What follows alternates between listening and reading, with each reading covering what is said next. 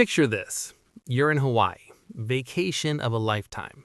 The volcano's erupting and everyone's hiking up to see the lava flows. There are barriers, there are signs, danger, stay back, unstable ground. But you want a better photo. You want that Instagram shot that'll get thousands of likes. Everyone else is playing it safe, standing behind the barriers. But you're different. You're careful. You know what you're doing. So you duck under the rope and step closer, just a few feet. You'll be quick. The lava's right there, glowing, flowing, absolutely perfect for your shot. You pull out your phone, frame the shot. The heat's intense but manageable. You take a step back to get a wider angle, and the ground cracks beneath your feet. Oh, hey there. I know you've seen movies where people fall into lava and slowly sink while screaming. Terminator 2, Lord of the Rings. That's Hollywood. That's not what actually happens. What actually happens is so much worse and so much faster that Hollywood won't show it because it's not cinematic enough. Let's find out what really happens when you fall into lava. Before we get into the horrifying physics of what just happened to your body, let's talk about what lava actually is, because this is where most people fundamentally misunderstand lava. Lava isn't a liquid like water. It's molten rock. Its temperature ranges from 1300 degrees Fahrenheit to 2200 degrees Fahrenheit, depending on composition. That's 700 degrees Celsius to 1200 degrees Celsius. To put that in perspective, water boils at 212 degrees Fahrenheit. Your oven's max temp, 500 degrees Fahrenheit. Crematorium, 1400 to 1800 degrees Fahrenheit. Lava, up to 2200 degrees Fahrenheit. You're not falling into hot water. You're falling into liquid rock that's hotter than a crematorium. And here's the kicker. Lava is dense, really dense, about 3 times denser than water. You know how you float in water? You don't sink in lava. You can't sink in lava. The density difference won't allow it. So when movies show people slowly sinking into lava while dramatically reaching out for help, complete fiction. You don't sink. You float, but you also immediately catch fire. 0.1 seconds. First contact. The very first thing that happens isn't pain. It's instant vaporization. The moment any part of your body touches 2000 degrees Fahrenheit lava, the moisture in your skin instantly converts to steam. This is called the Leidenfrost effect. Your cells are 70% water. That water flashes to steam immediately, creating a thin vapor layer between you and the lava. For about 0.1 seconds, this steam layer actually provides a microsecond of protection, like when you touch a hot pan and your sweat creates a temporary barrier. But we're talking about 2000 degrees Fahrenheit. That barrier lasts less than a blink. 0.5 seconds. Ignition. You don't sink, you float, but you also immediately catch fire. Your clothes ignite first. Cotton, polyester, whatever you're wearing, it combusts instantly at these temperatures. The fabric doesn't just burn, it vaporizes, becoming part of the smoke cloud now surrounding you. Your hair ignites, your skin ignites. You are now on fire while floating on liquid rock. The lava doesn't slowly consume you like quicksand. You're burning on top of it like a piece of paper on a hot stove. 1 second. Full body combustion. Within 1 second, your entire body is engulfed in flames. We're not talking about regular fire. We're talking about temperatures high enough to melt aluminum. Your skin doesn't burn like in a house fire. It carbonizes, turns black, cracks. The top layers incinerate while the below layers cook. You're essentially being flash roasted. And here's the truly horrific part. You're probably still conscious. Your brain hasn't died yet. The pain signals are firing, all of them, simultaneously. Your entire body is screaming at your brain that you're burning alive. And you are. But there's nothing you can do about it because A, you're on fire, B, you're floating on lava, C, you can't swim in lava to get out. You're just stuck there, burning. 2 to 3 seconds. Respiratory failure. You try to scream, bad idea. The air above the lava is superheated. When you inhale to scream, you suck in 1,500 degrees Fahrenheit air. Your throat and lungs instantly sear. Your windpipe swells shut. You suffocate while burning. Can't breathe in because the air is too hot.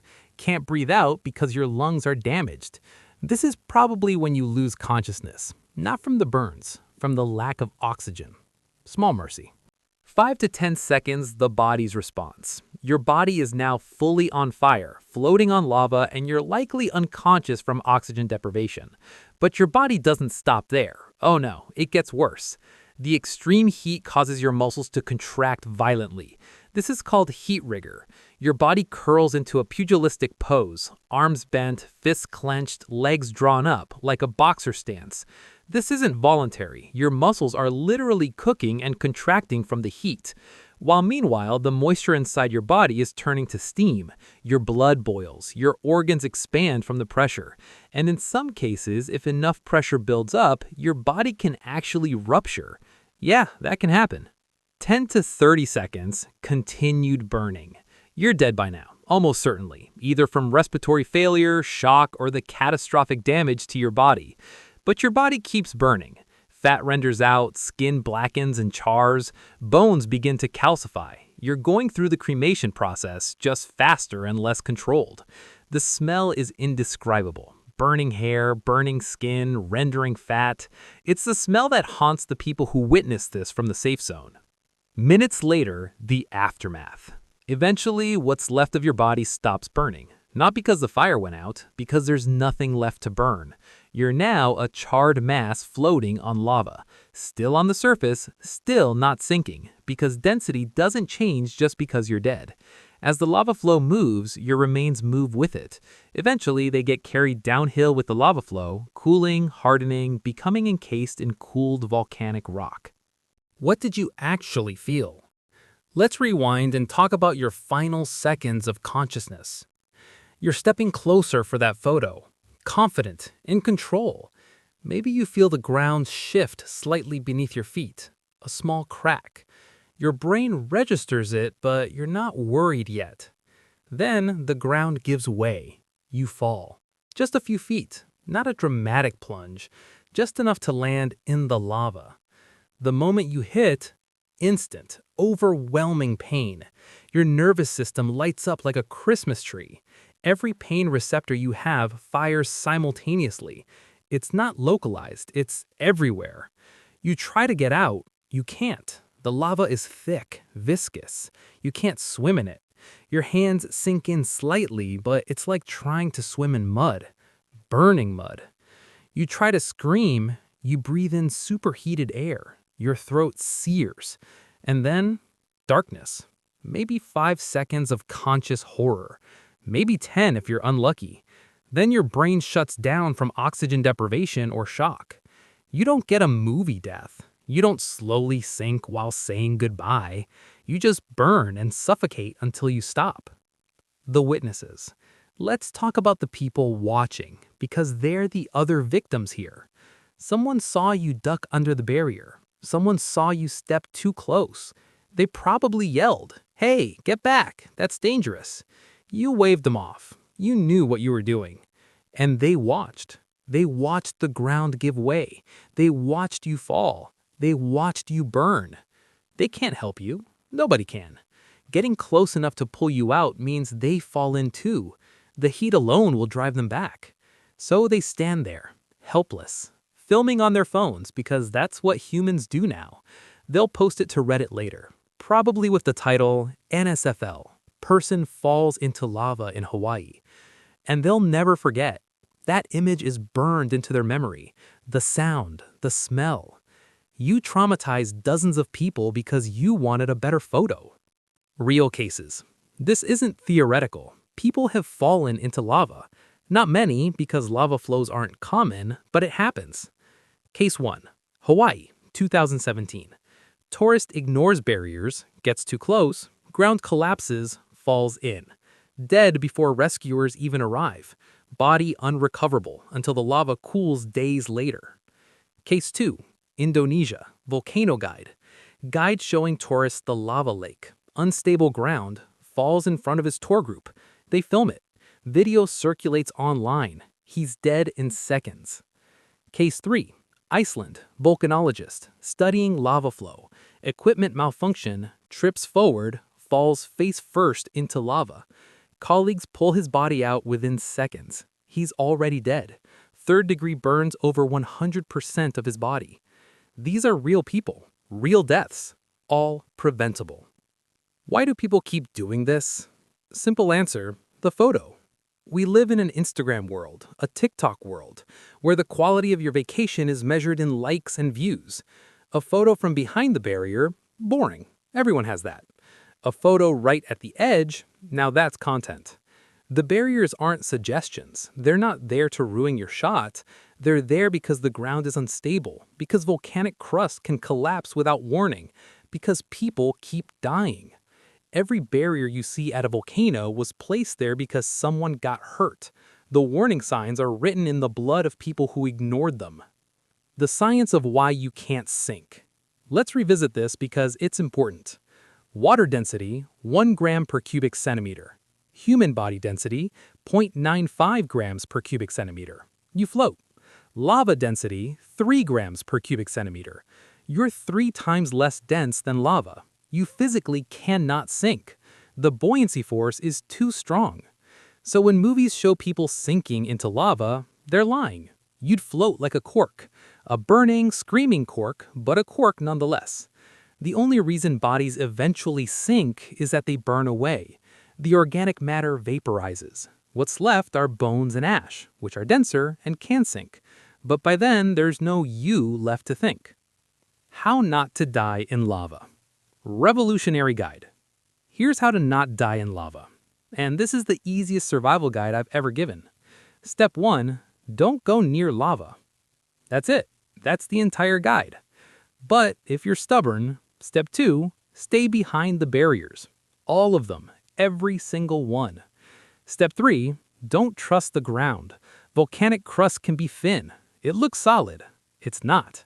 One step and you're through. Step 4, if you see steam vents or cracks in the ground, walk the other way. Those are signs the ground is weak. Step 5, if you want a photo, use zoom. That's what zoom is for, so you don't have to get close to dangerous things. Step 6, your Instagram is not worth your life. I know that sounds dramatic, but people have literally died for Instagram photos. Don't be a statistic. That's it. That's the guide. Stay away from the lava. Revolutionary, I know. Aftermath. Emergency services arrive, there's nothing they can do. You died on impact, burned to death in seconds. Your body is unrecoverable until the lava cools. That could be hours, could be days. Depends on the flow. When they finally retrieve what's left, it's sent for identification.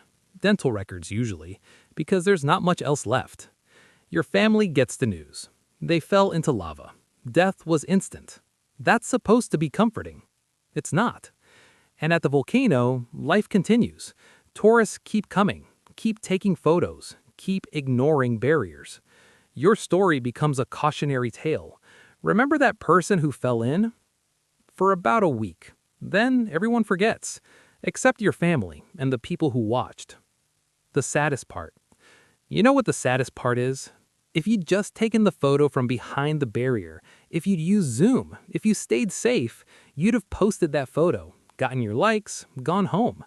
Instead, you're a statistic, a warning story, a Reddit post. And the photo, someone else got a better one, from a safe distance with a telephoto lens. They didn't die for it. So, there you have it, falling into lava. Instant combustion, float on the surface while burning alive.